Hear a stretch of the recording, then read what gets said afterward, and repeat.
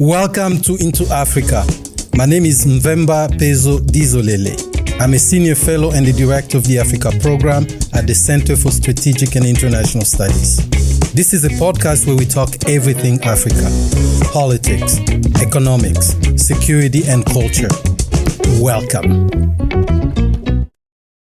The Democratic Republic of Congo is a land of contrast. It has been from time immemorial. Whether one speaks of King Leopold's Congo Free State, Joseph Conrad's Heart of Darkness, Adam Hochschild's King Leopold's Ghost, or Michaela Wrong's In the Footsteps of Mr. Kurtz, Congo brings about strong feelings among people. With its minerals, forests, and big rivers, Congo is a rich country. It is also a poor country, given its dysfunctional states and government that have failed to meet the expectations of the populations. But Congo's most important resource is its populations, which are very dynamic and have continued to push for democratic change.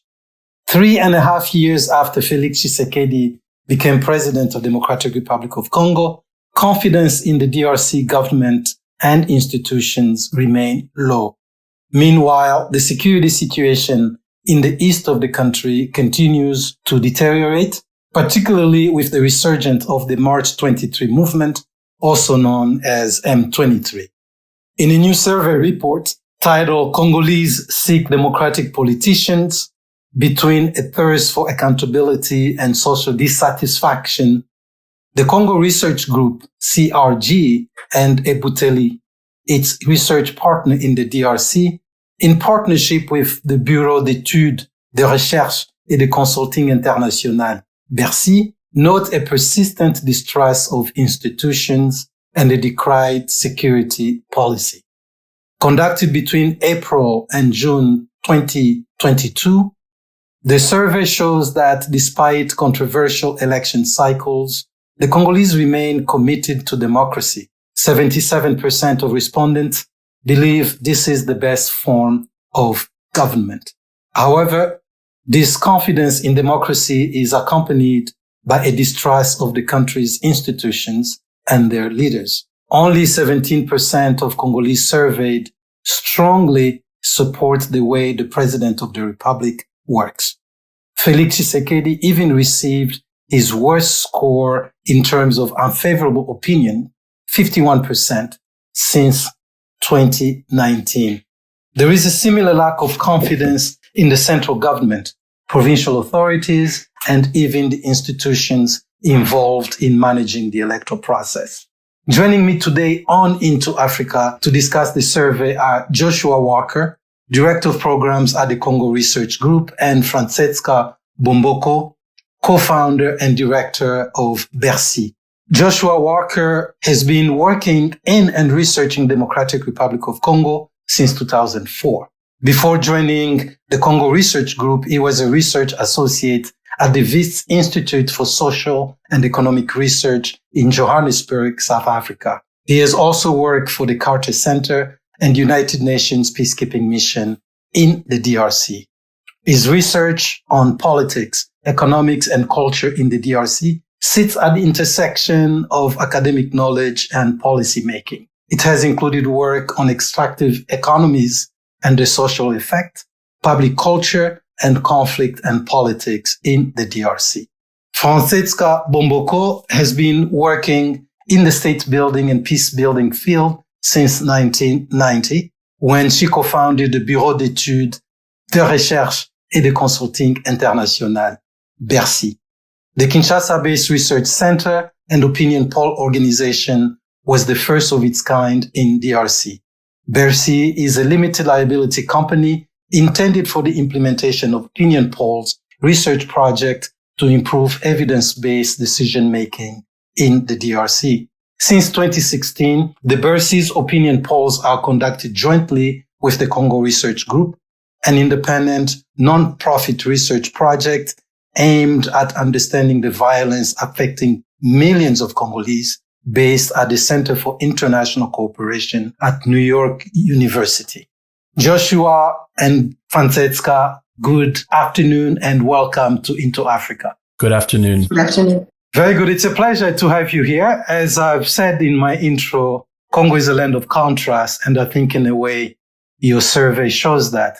Can you please take a few minutes to tell our audience what is this survey about and what you found? Thanks, Mvemba. So I think I'd like to start by saying that, as you mentioned, what the survey shows and what all of the polling work that we've done with BERCI shows is that Congolese people have a nuanced and sophisticated understanding of their country, of their institutions, of their politicians, and their economy. And that sophistication means that sometimes the polling results that are generated reflect a kind of ambivalence.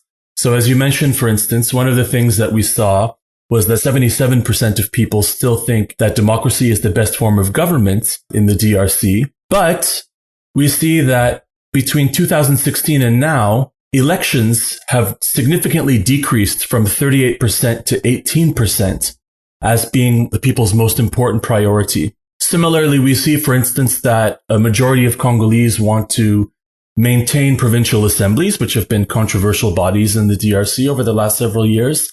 But at the same time, a majority of 59%, 59.5%, would prefer to have their own governors and senators elected directly by the people instead of indirectly by the provincial assembly members.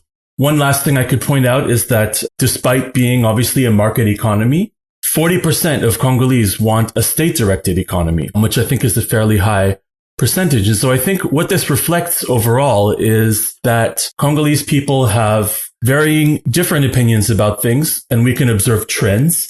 But it doesn't obviously mean that the Congolese people are monolithic. And I think that what happens in political discourse, certainly in Congo, as in other places, is that we tend to see people saying the population thinks this or the population wants that. And when we look at the results of the poll, we see that obviously people, like in societies everywhere, are divided.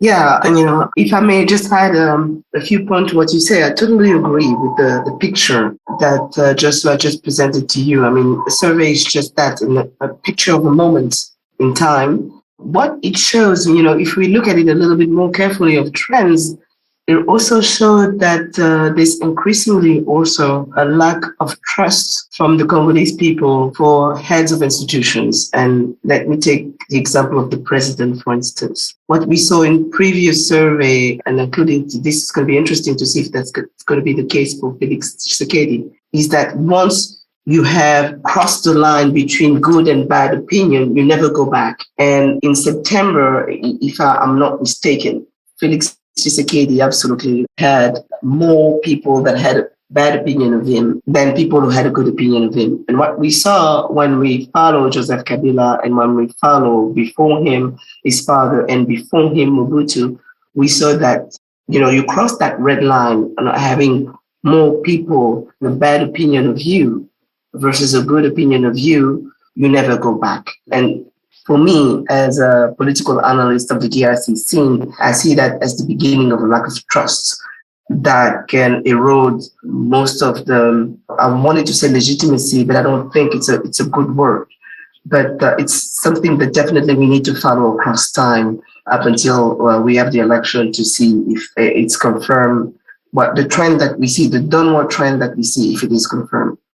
This is very interesting. Thank you both. So a few things there we can unpack. I think one, Joshua, you talked about, if I heard you right, the reduction in the confidence in the election. In democracy is a mode of delivery, even though I think your survey overall says people still believe democracy is the best form of government, which is correct.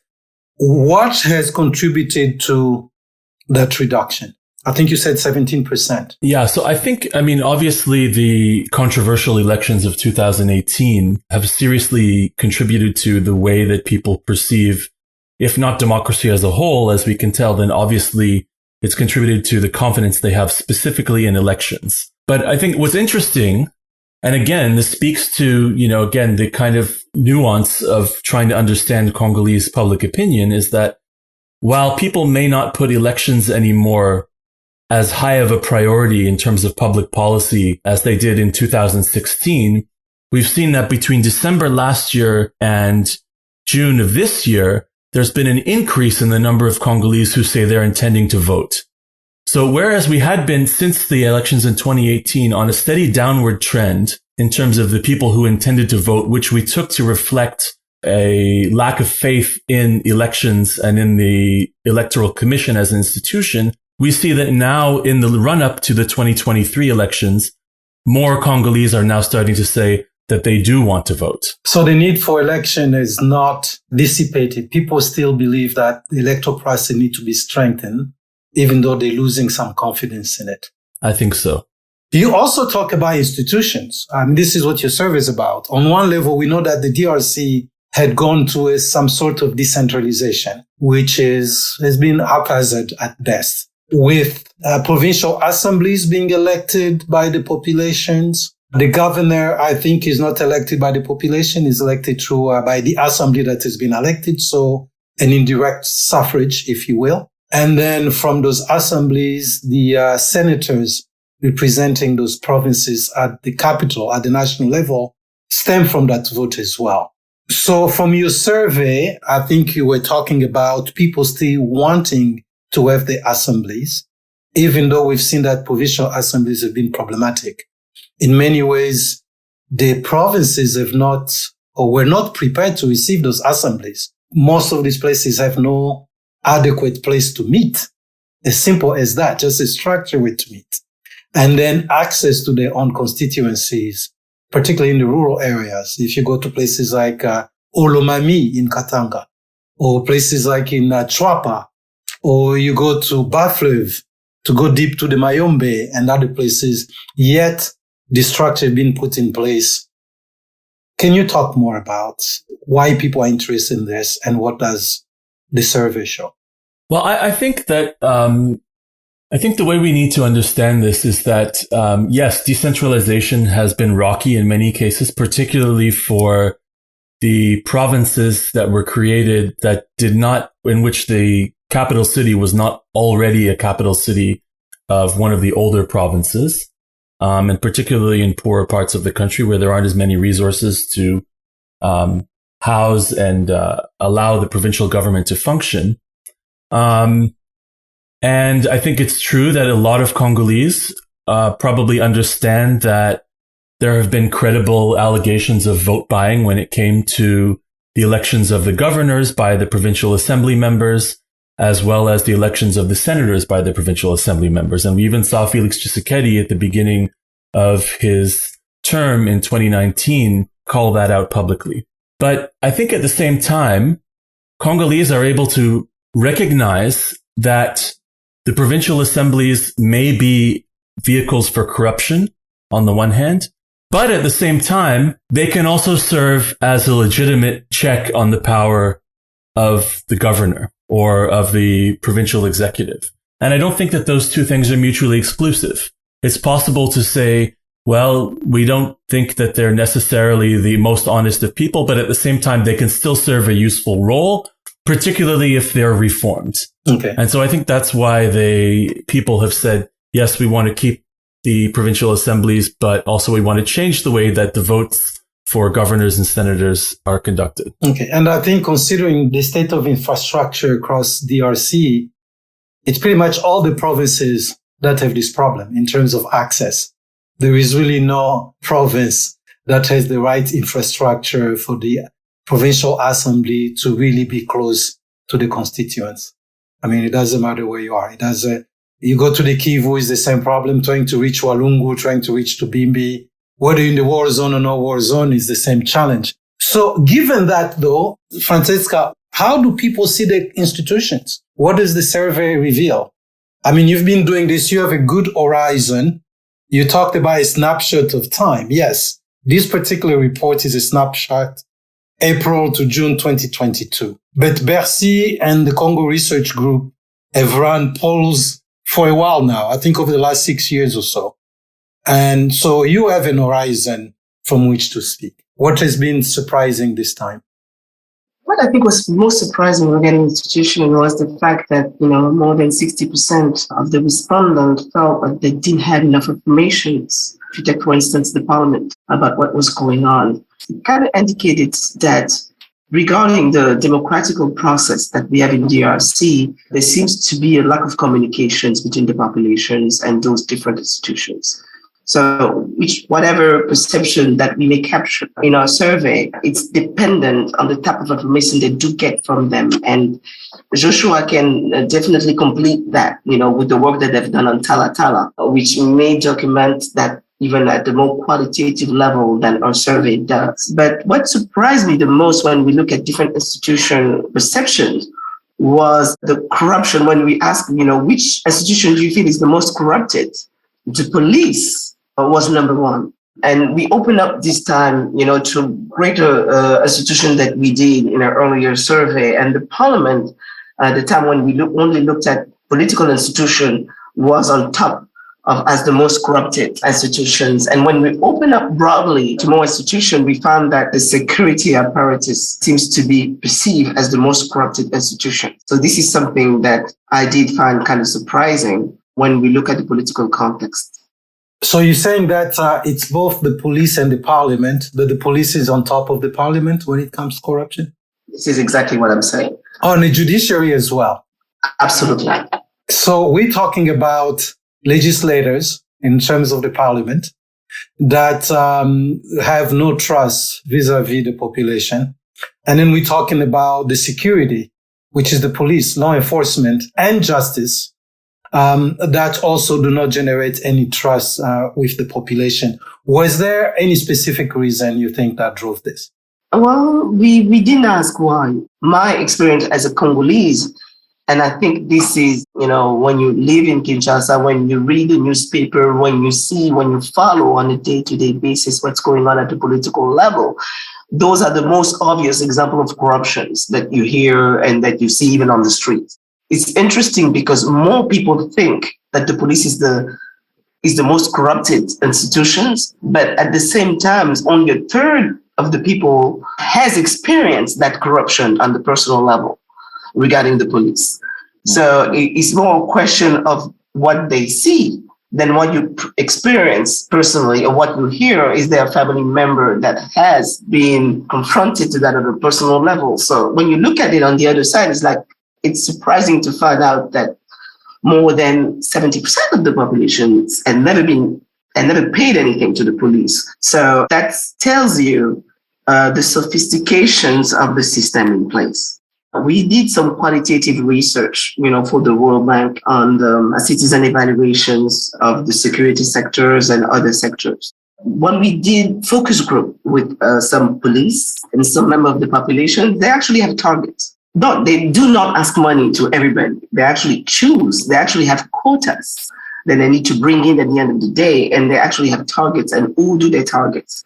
But it's done in such an open way. In one of the report that we have done at the time for Transparency International, some of the West African, I forgot his name, was saying corruptions. I will say that in French, and you may translate for me, ça bouge les frontières de la honte. Je sais pas comment tu pourrais traduire. Yeah, corruption moves the limits of shame. It's maybe those two institutions and the judiciary are the one where it's more obvious than all the others. Okay. But I think people talk. Of course, these are social setting. People share the stories of their abuses at Absolutely. the end of the magistrate or at the end of the police. And I think for the parliament, the corruption of the parliament is in the open for everyone to see. Whether they're getting the jeeps, whether they're getting the Hyundai, all that is, in Congo, the deliberation of the parliament is on TV. And Congolese are typically glued to their TV and to YouTube. So I think for the parliament, it's very hard to hide the corruption. Josh, to you. I want to just add something else about the parliament, though. So, one of the interesting things that we've noticed as Francesca mentioned, the talatala.cd, which is our parliament and government tracker that CRG and Ebuteli have been doing for the last about 2 years. And when we've gone to present the findings of our parliament tracker in places outside Kinshasa, places like Lubumbashi, places like Kisangani, etc., and we've been able to organize panels. And one of the things that we've noticed is that when we've succeeded in getting a national deputy, a national MP to participate in that panel, the level of debate that you see with people from local civil society, reflects this kind of thirst for simply having access to your parliamentarian, right?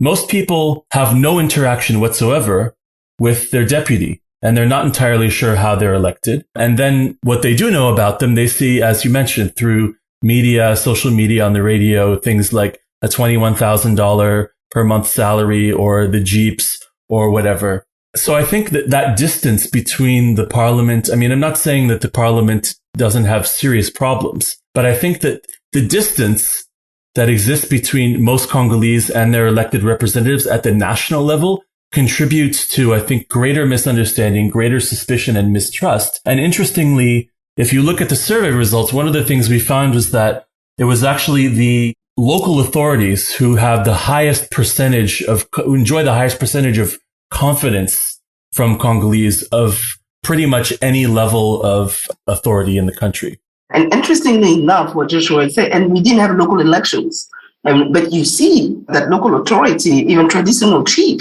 that has the highest level of confidence for the population. So it's very interesting to point that out. So I think this shows a couple things. One, definitely the lack of complicity between the so-called elected officials and the constituents. I think we referred to that early on when we started this conversation, where people just don't have access. This elected official live either in the provincial capital or they live in Kinshasa altogether. Even those who are elected for the provincial level, a lot of them live in Kinshasa. So the people actually don't know them. And I think Josh was talking about people don't even understand how they got elected. And I think this is also reflected in the case of DRC, where we see every electoral cycle, the majority of people get voted out.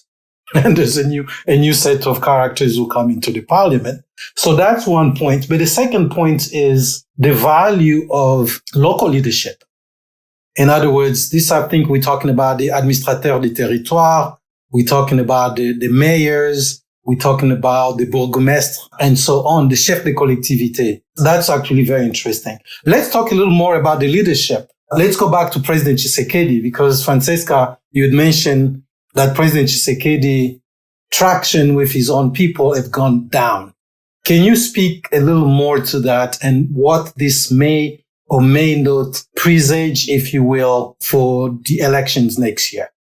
It's still above most politicians. If you ask the questions of election, down regarding the perceptions as a personality, as the institution, because the president is an institution in DRC, according to the constitutions, and is going down ever since his first 100 days. So what is it? What is it standing to? What is standing per your survey? In June, when you completed the survey, what was the percentage roughly for the president? In June, the positive opinions were 39.8%. The negatives were 51.2%, and the undecideds, or the people who didn't answer, were 8.9%. His approval rate was 51%. But what you see here, Mvemba, sorry, just to quickly add, is that his disapproval rate is the highest that it's ever been. But between December and June, his approval rating has also increased. And the reason for that is that we went from 28.4% of people saying that they were undecided or didn't know to only 8.9%. Okay. Which I think is a reflection of a kind of people's opinions starting to become more settled on the president. And so that's how we can see both at the same time higher negatives, but also higher positives. So what was the improvement on the positive that you saw during that period that you just referred to? It went from 29.81% to 39.8%. Okay. All right, back to you, Francesca. No, but overall, he has lost about 23 percentage points since March 2019 up until today. That's quite considerable. It is true that from December and June, there have been some improvement in his approval rating. And it's interesting to find out what happened in December and what happened in June. And I think in December, at least if you really look just at the context when he did that survey, that was just after his trip to Kasai.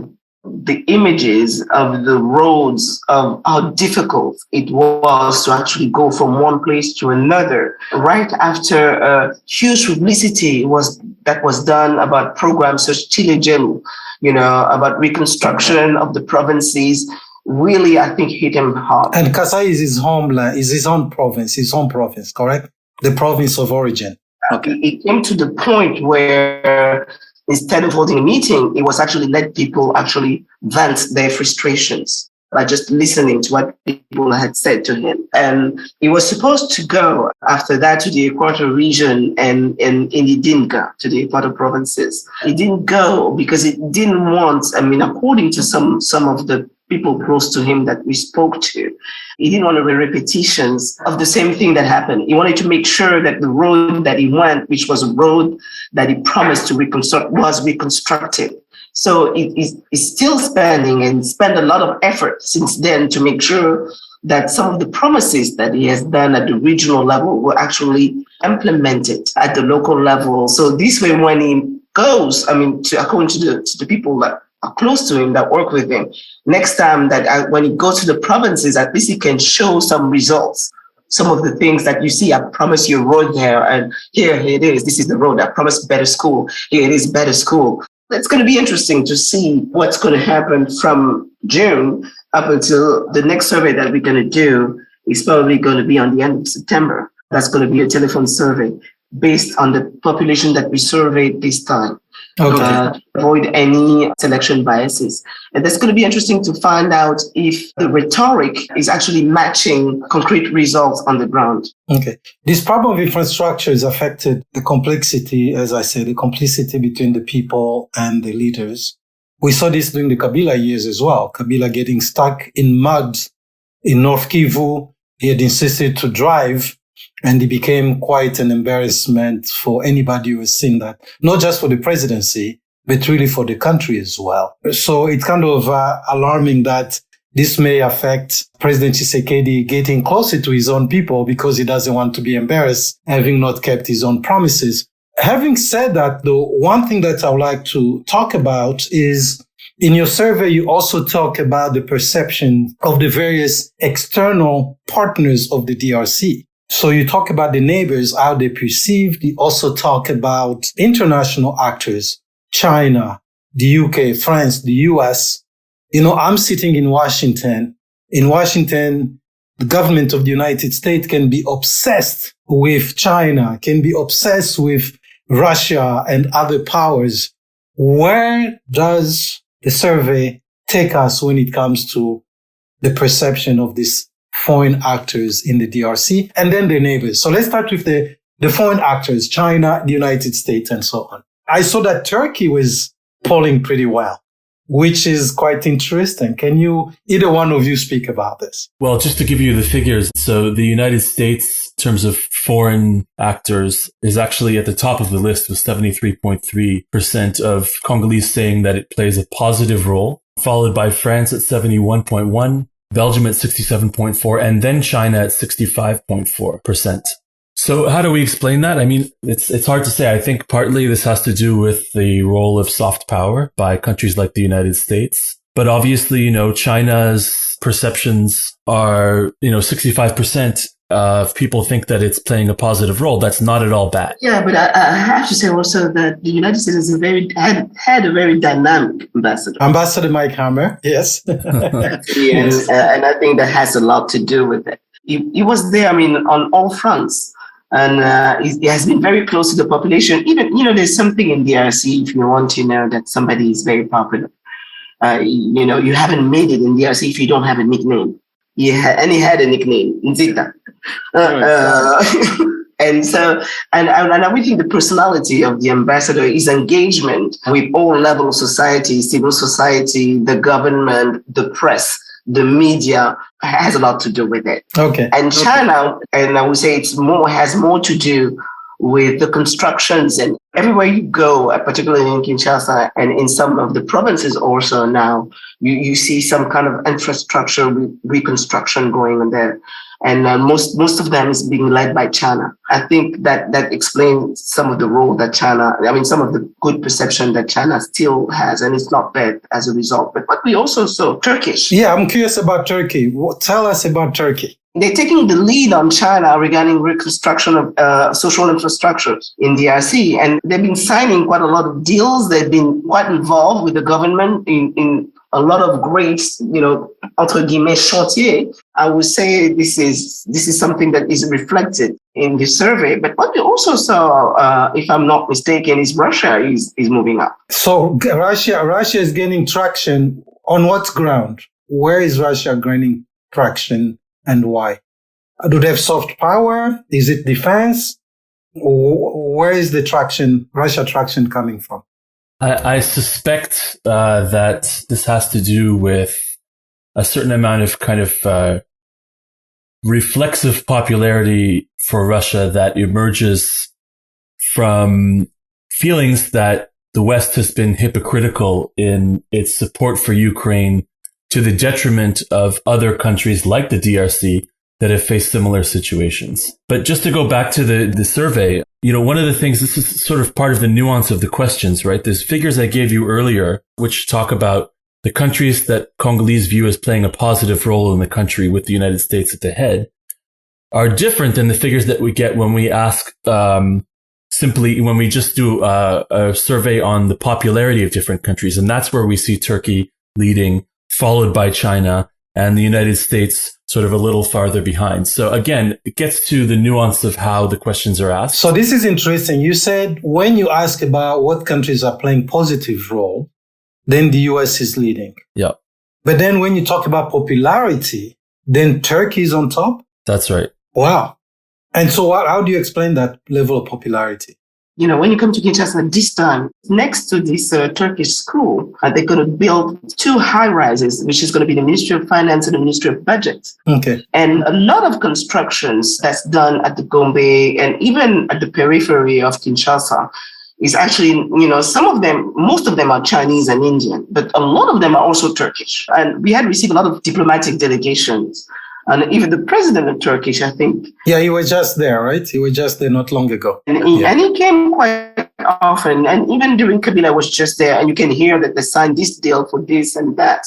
I really think that their presence is there. It's felt. You can read it on the press. You can see them on the local TV. You can hear them on the radio, about those projects that they're planning on doing. And I wouldn't be surprised. I mean, it's something to follow. Let's talk about the neighbors. We know there have been a lot of tensions in terms of peace, particularly when it comes to Uganda and Rwanda.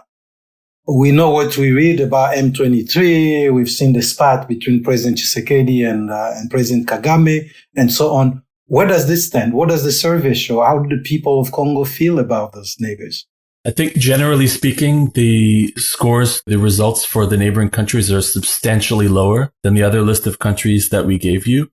So, for instance, Rwanda comes in at 10.7% only of people thinking it's playing a positive role in DRC. Uganda at 15.4% and the Republic of Congo at 35.7%. So substantially lower than any of the other countries we cited before, China, the United States, UK, France, etc. Okay. One thing that will be interesting with the external actors is the United Nations, which has become an institution unto itself, second only to the Congolese state. Where did they fare? How did they fare in the survey? Or did you even ask that question? We did. We have all been following the United Nations, particularly United Nations missions in DRC since the beginning, with the first survey that we did in 2016 with the JEC and also this one. But it's been going down ever since. It's not surprising that, us following the downward trend of the perceptions of the United Nations missions in DRC, we were not surprised, about what happened in the Kivu regarding, the resurgence of the M23 really reopened old wounds that we had with the MONUSCO at then and the MONUC then and the MONUSCO, today with no Kunda, no job and all of that. It took them, I think the communication is getting better lately since the different incidents that we've seen. But definitely the lack of trust between the United Nations missions of the populations has been actually widening as we go. As this conflict in the East is not over, with all the resources that were put via the United Nations to end those results. Joshua, I don't know if you agree with that analysis. It's going to be interesting to have your point of view of that. It seems to kind of put a cover on the responsibility of the local army and local authority. the first person to blame for the insecurity in the eastern region population-wise seems to be the United Nations versus, and then at the second level, you see that then they're questioning local authorities and they're questioning the local army. So as long as this is the case, and as long as the conflict is actually continue, on dit perdurer? Yes, perdurer. It continues, lingers. It's still going to be the case. I mean, they're going down. Okay. Their approval rating is systematically going down, but this has been a trend. Okay, thank you. Then with that, then the other question would be, what did the army, the armed forces of DRC, how do they register in this survey? Joshua? Maybe let me start by saying that when we ask people what do they think are the most important causes of conflict in Eastern Congo, the results come out with, on top, the interference by the Rwandan government, followed by the interference by Western countries, corrupt institutions, poverty and inequality. And then we see the weakness of the national army, followed by the heritage of colonialism. Wow, okay. There's a strong feeling that the most important factors determining instability in Eastern Congo today are non-Congolese actors. But I think when you look at the statistics regarding violence in Eastern DRC that are produced by our Kivu security tracker, you see that the FARDC, the National Army, is one of the biggest actors creating insecurity in DRC, or at least responsible for incidents of violence in Eastern DRC. Question about corruption is interesting. You see that the army, like about 37% perceive the army as being the most corrupt institution, so well below the police. But 32% feel like MONUSCO is also one of the most corrupted. So they have a difference. We have only a difference of 5 points, but the army, I mean, the FRDC is still higher to that level. Okay. All right, then. This is really fascinating. I'm not sure when you're going to do your next survey. Francesca, you said maybe in September. We'd like to see how this evolves. As I said, particularly leading to the 2023 elections that is shaping up slowly. Was there any sense of the people's feeling towards the Electoral Commission? Quite a lot. Did you capture it in any number in terms of percentage, or you just had a general sense of how people felt around the Senate? Perception of the head of the Electoral Commission, his approval rating was around 40%. His disapproval rating was 44%. The current, you mean Denis Kadima, the current head of the Electoral Commission? Yes. His disapproval rate was 44%? Positive opinions at 28%, negative at 44%, and 28% who said they didn't know.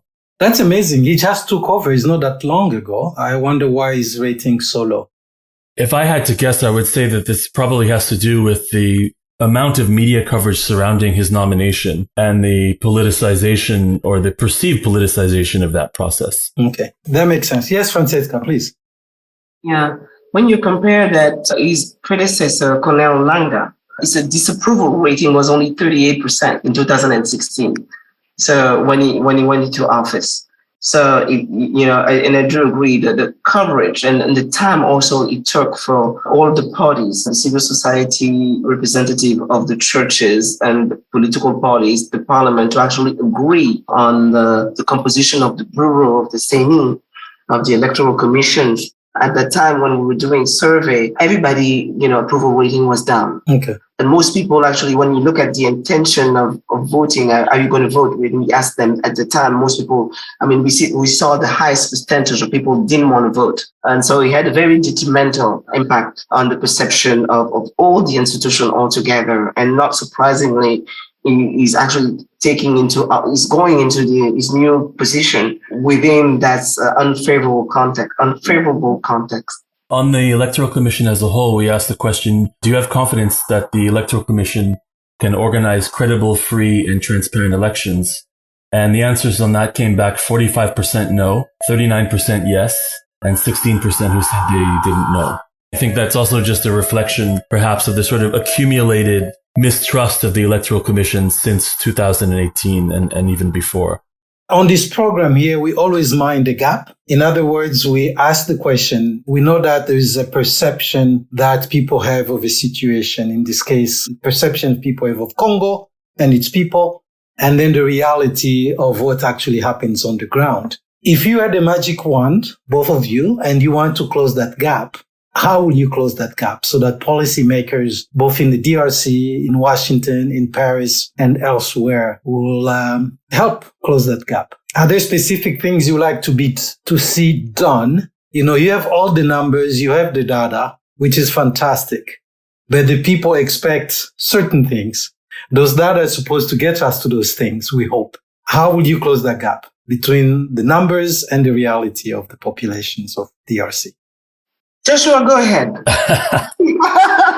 I suspect that a lot of people who come to the DRC as policymakers who haven't spent any or much time there implicitly or sort of consciously or unconsciously come to their position with a substantial amount of bias and sort of expectations about what the DRC is or what the DRC isn't. I think that, there's the sort of general perception of the DRC in the West, and particularly I think in North America, that is extremely negative and that has a very long history that has to do with the idea of the Congo as a place of war, misery, and illness. And obviously what we see is that that's not at all the case, and that the Congolese people are incredibly sophisticated in their understanding of how and why they find themselves collectively in the position that they're in. And so I think that, if I were to try to close that gap, it would be to have people who are coming to the DRC spend a lot more time reading, learning about the DRC, and talking with Congolese of all stripes to get a better, more nuanced appreciation for the country, which is actually what's reflected in the polling data that we've been producing for the last several years. And to understand that the Congo, like every place, is full of ambivalence and contradictions and everything else you can imagine. But within that, you see a lot of germs of hope, the seeds for hope that come out of institutions in civil society and elsewhere. And that therefore, it's a place that we can all be hopeful in and for. What I would add to... Yes, please, Francesca. On the data, and that was regarding local authority, local officials versus elected officials. I mean, the survey definitely showed there's more confidence on local officials, on local authorities than elected officials. And we haven't had local elections since starting this democratic process. And I really think that this is something that we should, if there's something that needs one of the recommendations, we were this kind of report that we were doing recommendation, why to really try to look if we can. I think it's about time that we implement those local elections for two reasons. One, the data shows this is something that the population really wants. Two, the data shows that they're the closest to the people and the level of confidence is much higher than when we look at other institutions. And three, this could be a very good training ground for greater responsibilities. And we see that in every other country. We see that in Europe. Before we become prime minister, you had the head, you were elected as the mayor, of a small town, as the governor of a state, and so on. And then we found ourselves being elected president, or being elected the head of the parliament, or being elected national senator with no experiences whatsoever with the management of, I would say, not even a city, of people, of knowing how to deal with the different issue that has to do with being a statement, an homme d'etat. And so I really think that, if there's one thing that I think this survey shows is the needs for a better representations and a better relations between authorities and the populations, and the local election could fill that gap. Okay, well, thank you very much. This has really been insightful, informative. I hope that the audience that is following us has learned as much as I have. Joshua Walker, Director of Programs at the Congo Research Group. Francesca Bomboko, Co-founder and Director of BERCI. I thank you both for joining us today. Merci. Thank you very much. Thank you for listening. We want to have more conversations about Africa. Tell your friends. Subscribe to our podcast at Apple Podcasts. You can also read our analysis and report at csis.org/Africa. So long.